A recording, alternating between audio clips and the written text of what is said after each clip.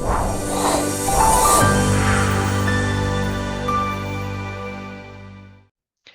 again, everybody. I'm Jamie Allison, and this is the Big Idea, Big Moves podcast. This is the destination for high performers. We talk to people from different genres, different niches, just people doing really cool things in their space, and find out a little bit more about their journey and what's working for them, and hopefully translate some of them to our own lives as well. I know I have one of those guests today. Going to be a really cool talk.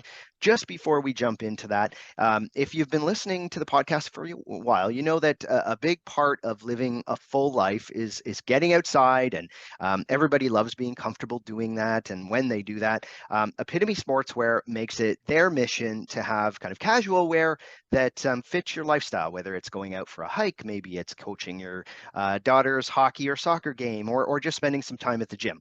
So check it out now. And actually, important for today is check out their new pickleball line as well, their pickleball clothing line. So they have that covered as well. A portion of their sales as well, which is really cool for us, also goes to contribute to equality and development in opportunities in sport for women and girls.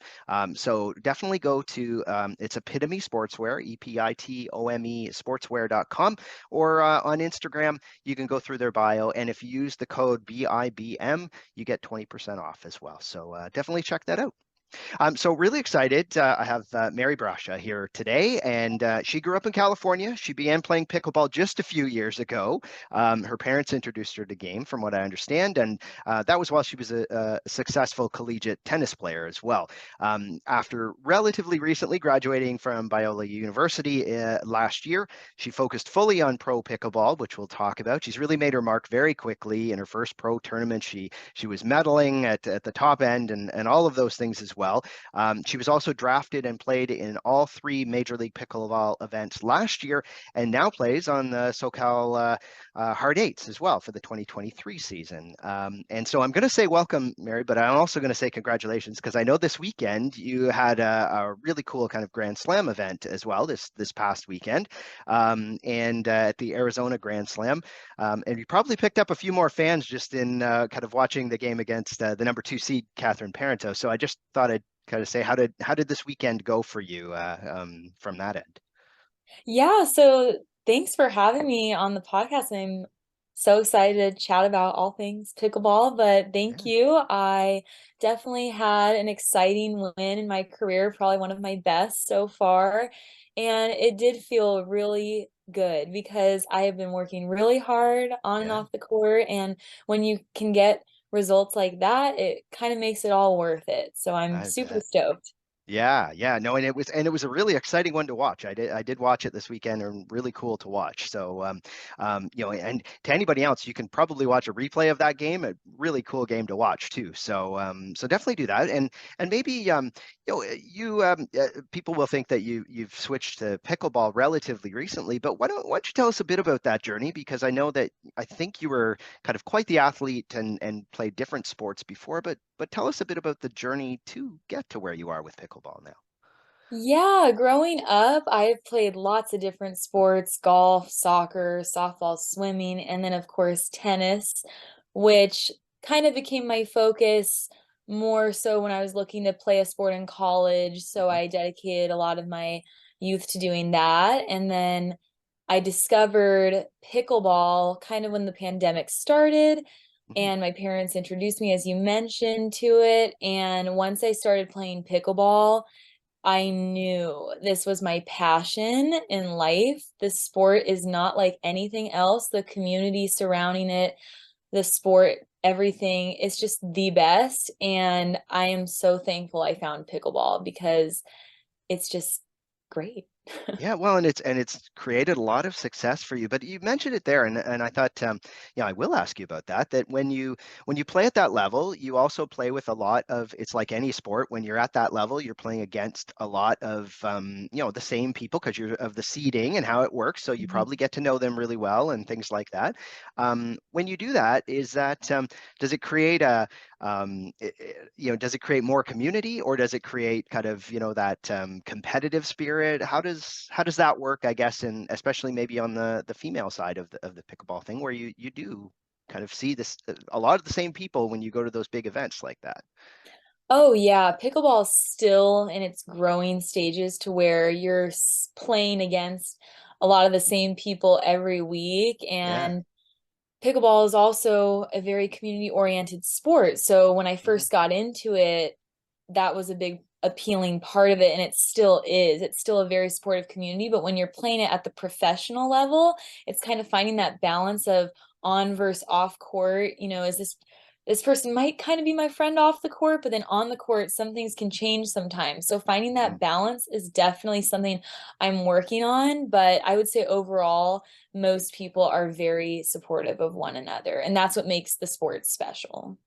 Well, and how about the part because people who maybe don't haven't seen tons of it yet, there is a difference between you have your regular singles, doubles, and mixed doubles, but you also have the MLP part, which is a little bit different as well because you've got kind of a team environment with that. How has that been for you? Because obviously you've been involved in it these last 2 years, and there's a lot of excitement around both of them now, which is pretty cool. Yeah, I love both MLP and tournaments, but they are totally two different styles of play. Yeah. MLP is a very fast-paced, high-pressure situation, and it is nice to have a team supporting you, but it brings out a different style of play. Whereas for me, I feel like tournaments, it's a longer game. It's a little more Mhm. time to adjust to conditions. So being able to have both of those opportunities, though, it kind of makes you more well-rounded, which is Yeah. great. Yeah. Now, Yeah. the one thing is too, in you play with your sister in doubles, which is pretty cool. How did that evolve? Did it just did you kind of get focused into that first, or have you both kind of just done the pro part at the same time, and it's worked out that way? Yeah, we both started playing at the same Yeah. time. Again, our tennis club was kind of the only thing open during the pandemic. So to be Yeah. outside and playing a new sport, it was cool that we could learn together. And I love playing with my sister. It's such a special thing. So to anyone listening who plays with a spouse or a sibling in a sport, there's ups and downs for sure because you can kind of let your guard down a little bit with a sibling, and sometimes things will come out of your mouth on the court that you probably wouldn't normally say to someone who's not your relative. But overall, sharing these memories with my sister, and when you have the accomplishments with someone you care about so much, it just makes it that more special. So I'm Yeah. very happy about that. Very cool. Well, tell us a little bit about like what is a regular, and now it is a little different because you are in tournaments or events like most weekends, I would assume, or at least especially during kind of the heavy parts of the season. But what does a regular day look like for you? Like how much do you have to train? How much is training on court regular games, and how much of it is doing other things? How does that work for a pro pickleball player? Yeah, what's so interesting about pickleball and its growth is just that every pickleball player now at the pro level is putting in a lot of work Hmm. on and off the court because it's just getting faster. The game's just getting more intense. People are taking it more seriously. For me personally, I like to work out, at the gym, but I'll usually do about two pickleball sessions. So go on the court in the morning, drill, and then maybe play games at night. So it's Yeah. kind of having a balance of different things to get me prepared for the tournaments. But pickleball does not have an off season at the moment. There are Yeah. tournaments every week. So taking care of your body, I never got massages growing up. I think I had my Yeah. first massage at the end of last year, but now I got to do things like that to make sure I'm healthy and ready for Yeah. competition. Yeah, really interesting because it is so heavy and there's probably lots of travel and all of those things happening as you go through that as well. Um, when you transitioned, maybe that was one thing is you were playing tennis and a lot of people I think automatically assume, oh, if I played high level tennis, I can probably move over. And there is I've talked to other people. It's funny. I asked I think Ben Johns the same question about that and he said they obviously someone in tennis will pick it up fast because of like pick up the game quickly, but it's whether or not they will be able to excel at it really depends. And so what was that like for you transitioning from tennis over to pickleball? Like what were the easy parts and what were the parts that are a little more difficult to pick up? Yeah, I think with form and developing the pickleball shots, it Mhm. does help to have a tennis background, but there is a learning curve in pickleball. There is a different strategy. It's kind of like a chess match. You gotta figure out just all the different moves you gotta make, and the dinking, the dropping, they are very precise Mhm. shots to learn. And I think putting in the reps and developing consistency is what sets some of the top players apart from just any old tennis player who may think, oh, this would be easy. Yeah. Uh, I don't know. I feel like there's a difference. And to me, pickleball is just so addicting. There's just something about it. It's quick, it's a short court, it's not too strenuous on the body. So anyone, in my opinion, can pick it up. And Mhm. because it's so addicting, I just think that makes you get better quicker because you can play all the time and people are always down to play pickleball. Yeah, yeah. Well, and that I think that's part of it. I know that you've said in other things where you think you play better when you're having fun. Like? Is that part of I think you think your success right now? Like, do you just find that it's a fun game as well? Oh, pickleball is so fun, but mentally in pickleball, for me personally, I play better when I am giving myself positive self-talk and Hmm.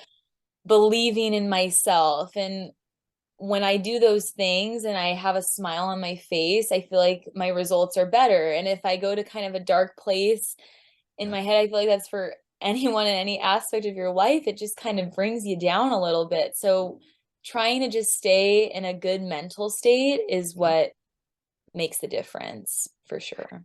And the one thing that people who maybe are just getting kind of connected into pickleball might not know that you could play in the same weekend in the same tournament. You could play singles, you could play doubles, and you could play mixed doubles all in the same kind of tournament. And many people do often. What is that like to kind of toggle between those things in one event? Like, is it difficult or is it okay because it's a similar game? What's that like? Yeah, singles and doubles are totally different games. I even use different paddles for Mhm. singles and doubles. So having the different shots and getting a good warm up, but also trusting in your training before the tournament is what is important, in my Mhm. opinion. Yeah. So, yeah, I think there's a difference for sure. Yeah, yeah.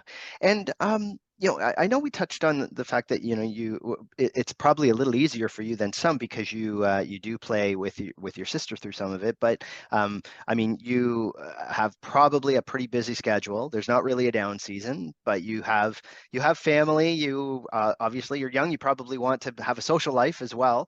How do you balance those things as much as possible in your life right now when it's probably a little more skewed than some people's because you are a professional. So. Yeah, and that's pickleball culture too. Pickleball for me is kind of work, social, a lot of things. Mhm. But one thing I've been realizing recently is having other things in my life to have that work-life balance. So I'm actually in the process of trying to see what kinds of other things I can do to not fully always be Right. pickleball minded. I talk about it. I play it all the time. It's kind of an addiction, but that also makes me better because I just want to play my sport. I think when you want to do something, you're passionate about it, it's going to make you 10 times better. Yeah. But yeah, going on walks at the beach, or for me, I'm from Southern California. I love Disneyland. So doing other things Yeah. to kind of take my mind off pickleball really helps. Yeah, yeah, yeah. It probably is because it is so there's such a community with it as well. It probably Mhm. helps with that, but you're right. Like at some point when you're doing it all the time, it's that break from it a bit. Um, how about goal setting? How do you approach that, Mary? Like, are you a person who writes everything down? Like, here's what I want to achieve this year, and here's how I'm going to think about doing it. How do you approach that personally and professionally? Yeah, fun fact, I journal every single night before I go to bed. I've been doing it since my freshman year of college, Mhm. and I just think it's going to be so cool to look back on. And I'll just talk about my day and kind of things I'm keeping in mind that I kind of pray about, all that kind of stuff. Yeah. But for the year, I definitely write down my goals, Mhm. and I'm in the process of achieving some of them, hopefully. Yeah. So Yeah. I'm big in writing something down and kind of having it on paper so then you can look back at it. Yeah, very cool. And how about mentors? Like when you went into this, I mean, like how did you kind of pick it up so quickly, I guess, and how did you kind of jump into that? Do you have certain people you look up to, or the people that are kind of, really pivotal in helping you get to where you are today so quickly? Yeah, number one, family support and friend support. It is so nice to have people in your corner who really love you and care about you to support you along the way. But I've been really blessed with good mentors in pickleball, people who have been playing the sport for maybe 6 or 7 years, which that seems like so long ago with a sport that's growing so Yeah. fast. One of my coaches, Dan Roditi, he is a former pastor, so he's been really cool in like having the pickleball, but also life, Hmm. advice. And then Yeah. the coach, Matthias Johansson, he's the number one senior men's singles player in the world. He was at my match against Catherine that just happened this weekend, and having him there and his calm presence to coach me, it just really feels good to have people on your side. And I love having that. Yeah. Yeah. And you've mentioned it a few times how, I mean, we've mentioned it a few times as well on our show about how pickleball is experienced this huge growth right now. And like, I know you haven't, it's not like you've been in the sport for years and years and years and seen this big kind of, but are you even in that amount of time seeing how much it's growing and how much it's changing? And what does that look like being in the sport at that level? What kind of things are you seeing, that growth making big impact on? Yeah, sometimes such fast growth can be overwhelming. There's things changing literally every day in the pickleball world. So that's Yeah. why I really focus on living in the present, living in the moment, because Mhm. you just don't know what's coming next. But I do Yeah. think it's cool that people are taking such an interest in a sport that I love and that has changed my life for the better. Hmm. So it's definitely cool to see. But yeah, the game itself is changing, like just the strategy. People are developing new shots. The sport is constantly changing. The tours have kind of been going all over the place. There's been lots of different stuff going on with that. So to just be Yeah. along for the ride is pretty cool. Yeah, yeah. Well, and each event seems to be getting larger and larger each time they do things. So that's great too. Um, how about for this year? You mentioned you have some goals that you're looking to achieve. What does this year look like? Like, I mean, for a lot of people, it's just understanding. Like, there are kind of Grand Slam events, a few of those. There are a bunch of other events from more than one kind of league perspective. So what's that like trying to figure out what you're going to do for the year? How do you do that? Yeah, my goal is to be a top 10 all around player. Hmm. So in all three events, like Yeah. singles, doubles, mixed doubles, that is the goal. Mhm. And I definitely think it's achievable if I just keep putting in the work on and off the court. And that's my biggest goal. And I've had the pleasure of being in one championship Sunday before. That was a goal for me last year. So that's when you make it to the final in an Mhm. event. And I hope to make another one this year. That's another goal. So Yeah, well, very yeah. cool. And then, so when you're looking at moving into if people are trying to figure out kind of how they follow what you're doing as well. I mean, we'll go through the stuff of following your social media and everything, which is cool. But when people are looking at do you have just certain events that are MLP events? There's just a few of those, I think, comparatively, and a lot of kind of PPA, which is the other kind of professional league as well. How does that work if people are trying to follow kind of what you're doing? What are some of the best ones to, or how do they find out where you're going to be appearing over the next little while? Yeah, I will be at pretty much every single PPA Tour event. They are so fun to attend, but also you Yeah, can see on the tennis channel and YouTube those yeah, events. And then yeah. Major League Pickleball, I think for anyone interested in watching pickleball who hasn't before, is one of the most exciting things to watch. The games are so close, the energy is super high. So I really recommend watching that. Yeah, like MLP has a really neat concept, and this year, if people see a lot of like big names that are buying the neat teams and backing the events and things like that, and it is a very different style event, and it's not all everybody obviously has a shot when they come in because it's every team can kind of have very different results depending on what's happening at each time. It's pretty exciting stuff. Um, so, one of the things that we ask everybody when we go through this, Mary, is to take away a couple of things. And I know people I have been probably really interested, and I'm sure are interested in just kind of watching your career and over the next little while.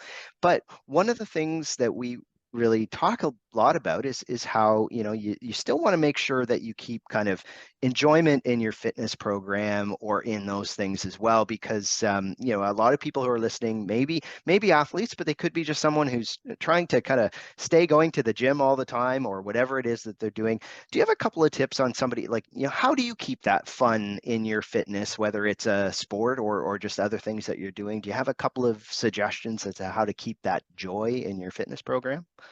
Yes, I believe finding joy is a lot from within and a lot from what you tell yourself that you can do. So for me, when I'm on the court, it's really saying, I can do this, and speaking positively to yourself and just enjoying the process. Results won't come overnight. I mean, for me, like in the gym too, I can't expect to like wake up the next day looking like a new person. But if that's a goal of someone's to kind of like develop more muscle or become stronger, it's just a process and kind of just going day by day and living in the present. I think that's the biggest thing for me.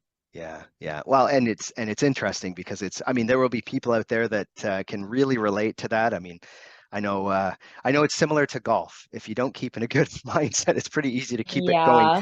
keep going downhill throughout the time you're playing. So, no, that's great advice. And one of the things that people are going to want to make sure that they do, if they haven't done it yet, is follow you on your different kind of social media or wherever are the best things. What are the best ways of being able to kind of keep up with what you're doing, Mary?